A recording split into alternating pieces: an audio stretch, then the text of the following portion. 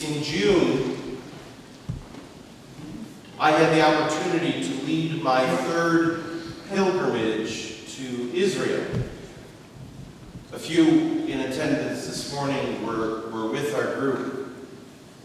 And over the last 3 weeks, like everyone else, I've been praying about and for the war in Israel and Palestine. Folks have been asking me for comment, a response, a reflection. And this week, as I was praying both about the war in the Middle East as well as about the gospel, my imagination began to wander. I wondered, what would have been going through Jesus' mind that long afternoon in the temple courtyard as over and over again the Pharisees and Sadducees came to him to try to test him, to trap him, to discredit him and humiliate him. What, in those moments, the lulls between those tests, what might have gone through Jesus' mind? And how might that offer some wisdom to reflect on the moment we find ourselves? So this morning, I'm going to preach differently than I have ever. But I want to begin with another passage from the 2nd chapter of Luke. Now, Jesus' parents went to Jerusalem every year at the feast of the Passover. And when Jesus was 12 years old, they went up according to their annual custom. And when the feast was over, as they were returning, Jesus stayed behind in Jerusalem. Joseph and Mary did not know it, but supposing that he was in the company of the group going back to Nazareth, they had gone a day's journey and they realized that he was missing. So in haste, they went back to Jerusalem looking for him. After 3 days, they found him in the temple, sitting among the teachers, listening to them and asking them questions. And all who heard Jesus were amazed at his understanding and his answers. And when they saw him, they were astonished. And his mother said to him, "Jesus, why have you done this? Your father and I have been looking for you." Jesus said to her, "Why were you looking for me? Didn't you know that I must be in my Father's house?" And they did not understand what he was saying. So he got up and went with them back to Nazareth, and he was obedient to them. And his mother kept all these things in her heart.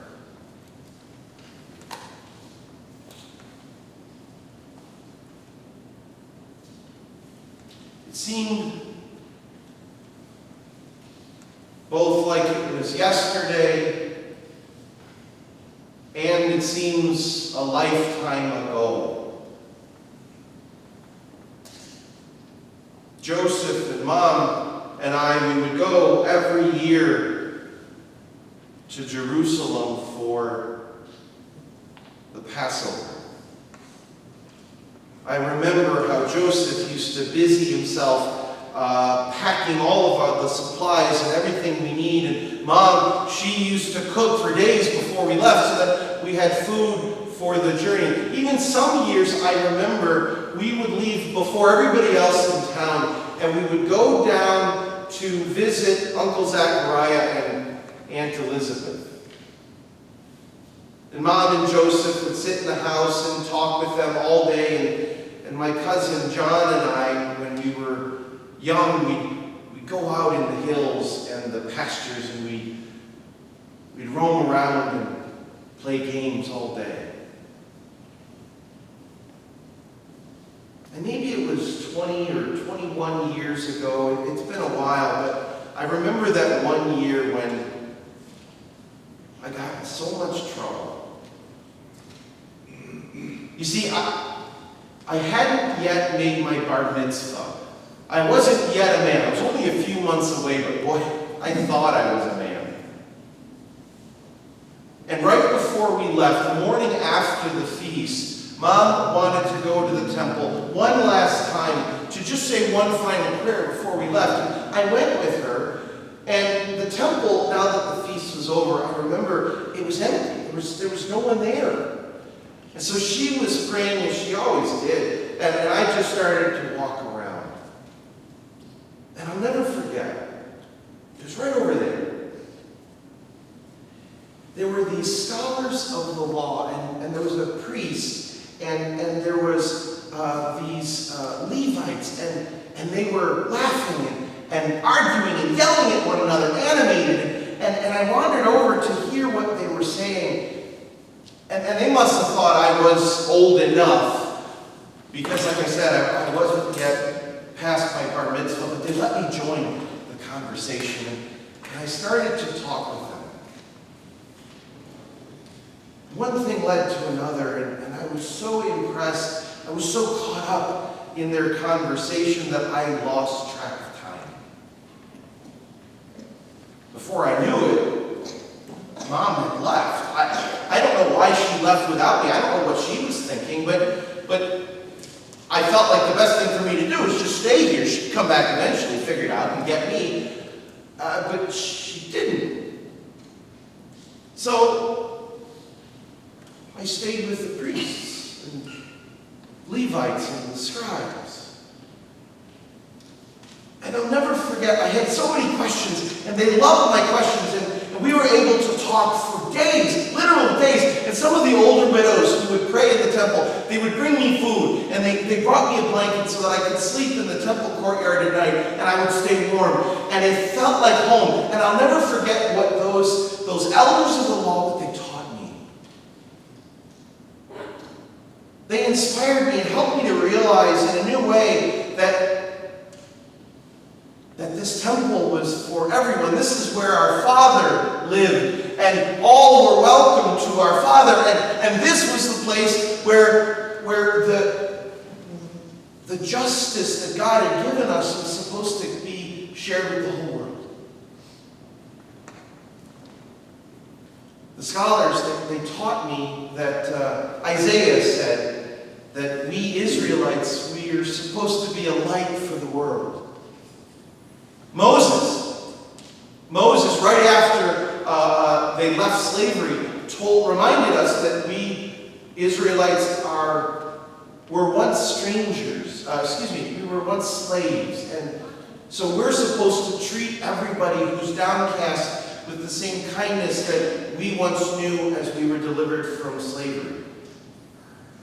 I'll never forget, there was this one priest, his name was Gamaliel, and he taught me that we Israelites were never supposed to fight anyone. He told me that our Father had spoken with Abraham, and when God spoke to Abraham, God told Abraham, I will defend you, I will protect you. And he did. We Israelites, we didn't have to fight anybody to get out of slavery in Egypt. God sent Moses, and with mighty power and incredible miracles, we were delivered from slavery. We didn't have to fight anyone. And then when the Babylonians took us into slavery, our Father sent King Cyrus, and King Cyrus set us free. We didn't have to fight anyone. But boy, everything has changed. Our politics have just torn us apart.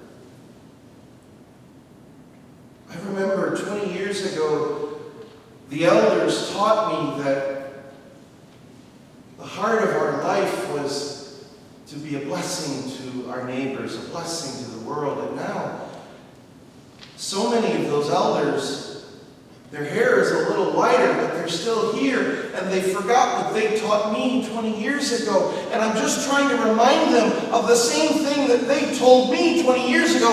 And rather than loving my words, the words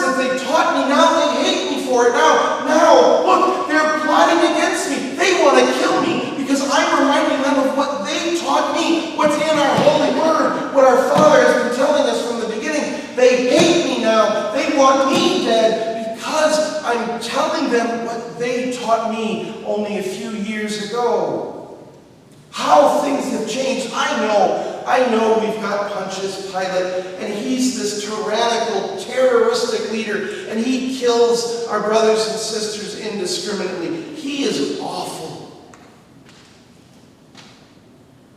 But that doesn't mean we're supposed to be killing everyone. The zealots, any chance that they get, and I hear this from Judas nonstop, the zealots, any chance they get, they want to kill the Romans.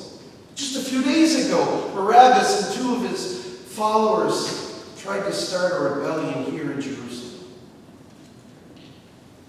And now, as I've tried to teach everyone and remind everybody of what they already know, all I've tried to do is call everybody back to what we've been saying since the beginning, what our Father has asked of us from the beginning, to be a light to the nations, peace to the world.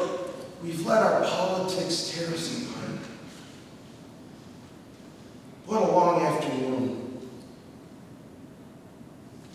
Over and over. First, they challenged me about paying taxes to Caesar. And then just a few minutes ago, it was the resurrection of the dead. And the Sadducees thought they had trapped me. I wonder what they're going to come up with next. They're over there plotting. I know they've got something up their sleeve. And all I want to do, all I want them to hear, and they're so deaf, all I want them to hear is that the heart of our life is supposed to be the love of God. And when we love God, then that means that we have to love all God's children. And so we're supposed to love our neighbor as ourselves. How is this so hard? Why did we forget this so easily? I guess they're done plotting. Maybe they've got their next question ready. They're walking over.